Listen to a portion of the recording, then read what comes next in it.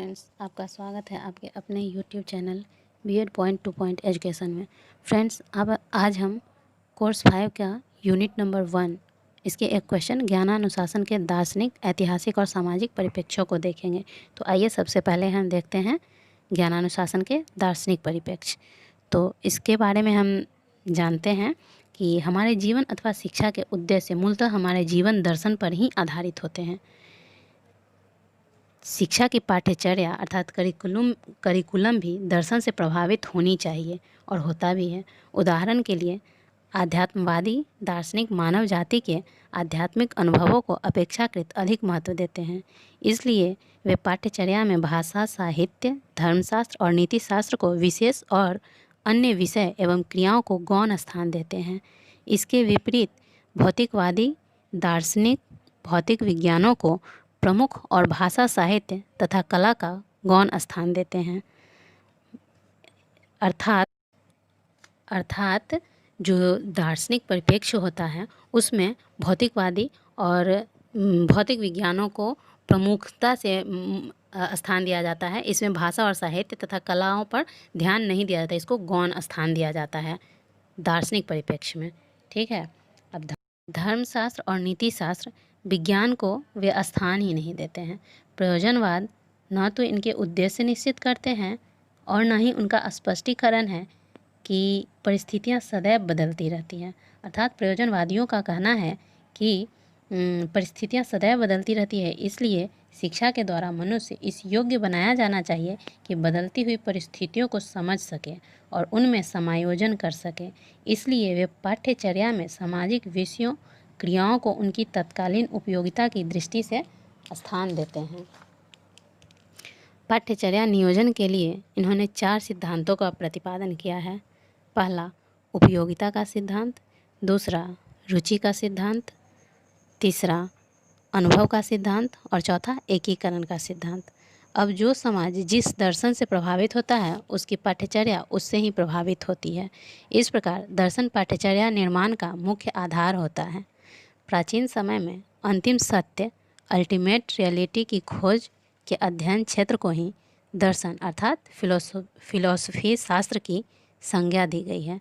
दार्शनिकों ने सबसे अधिक विचार किया कि मनुष्य के स्वयं के वास्तविक स्वरूप पर और इस संदर्भ में आत्मा, परमात्मा, जीव जगत, ज्ञान अज्ञान, ज्ञान प्राप्त करने के साधन, मनुष्यों के करने योग्य एवं न करने योग्य कार्यों पर भी खूब विचार किया। आगे चलकर सब दर्शन शास्त्र के विषय सामग्री बने। हमारे जीवन में आज भी अंतिम सत्य की खोज करने वाले शास्त्र को ही दर्शन शास्त्र स्वीकारा गया है। डॉक्टर सर्वपल्ली राधाकृष्णन के शब्दों में philosophy is a logical inquiry into the nature of reality, अर्थात दर्शन स्वरूप के तार्किक विवेचना है। वेस्टर्न जगत में दर्शन का सर्वप्रथम विकास यूनान अर्थात ग्रीस में हुआ था। यहाँ फिलॉस का अर्थ प्रेम एवं सोफिया का अर्थ ज्ञान बताया गया है। इस प्रकार फिलॉसफी का अर्थ है ज्ञान से प्रेम। अब चलिए हम देखेंगे historical perspective of any discipline. ऐतिहासिक परिप्रेक्ष्य क्या है किसी भी ज्ञानानुशासन का, इसके बारे में जानते हैं। आज के जो भी अकादमिक अध्ययन क्षेत्र ज्ञानानुशासन है वे किसी पुरानी घटना, वर्णन, सूचना या सिद्धांत पर आधारित है।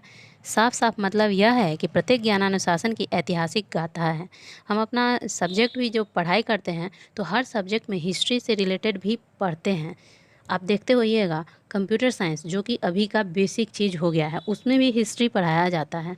तो यही कह रहा है कि हम देखते हैं कि हर ज्ञानानुशासन में हिस्ट्री ही पढ़ाया जाता है। तो इससे साफ साफ मतलब है कि प्रत्येक ज्ञानानुशासन की ऐतिहासिक गाथा है। इस इतिहास वास्तविक रूप में बीती हुई घटनाओं का एक विश्वसनीय, क्रमबद्ध एवं समन्वित विवरण प्रस्तुत करता है। इसके अध्ययन का मुख्य प्रयोजन अतीत के बारे में जानना और उससे सीख लेकर वर्तमान को सुधारते हुए भविष्य के प्रति सचेत रहने की प्रेरणा देता है। अब यहाँ एक बात आती है कि जो घटना हमने अपने जीवन में देखी ही ना हो उसका सटीक विवरण किस तरह प्रस्तुत करते रहे हैं। अतीत तो हमारे लिए अपरिचित होता ही है, परंतु शोधकर्ता उन सारे स्रोतों का सहारा लेते हैं जिनसे उन्हें अतीत में घटी हुई घटनाओं के बारे में वांछित जानकारी मिले। इस कार्य के लिए उन्हें उन व्यक्तियों, वस्तुओं, दस्तावेजों, अवशेषों, लिखे हुए पत्र, डायरी, पुस्तकों आदि तक पहुंचना होता है जो किसी न किसी रूप में घटी घटनाओं के प्रत्यक्ष या अप्रत्यक्ष रूप से गवाह रहे हैं। इसलिए किसी भी ज्ञानानुशासन विषय का अतीत यह बताता है कि संबंधित ज्ञान की शुरुआत कहाँ से है, इसके परिणाम व्यक्ति को कैसे प्राप्त हुए, वर्तमान में यह हमारे सामने किस रूप में है, क्या इसमें अभी बदलाव लाने की ज़रूरत भी है। इस बीच की अवधि के अनुभव एवं क्रमबद्ध विश्लेषण से हम संबंधित ज्ञानानुशासन के भविष्य के विकास एवं संभावनाओं को जान सकते हैं। अब आइए हम इसका सोशल पर्सपेक्टिव देखेंगे कि इसका सामाजिक परिप्रेक्ष्य क्या है किसी भी ज्ञानानुशासन का। तो जैसा कि हम विषयों ज्ञानानुशासन के दार्शनिक परिप्रेक्ष्य अंतर्गत यह अवगत हो चुका है कि अगस्त कॉमटे के वर्गीकरण के पश्चात कई विषय जो अपने अपने विषय दर्शन के रूप में जाने गए, जैसे धर्म दर्शन, कला दर्शन, विज्ञान आदि।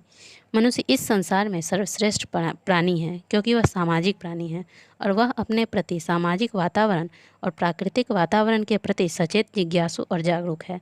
यही कारण है कि आज के युग में तीव्र गति से ज्ञान का विस्तार हो रहा है।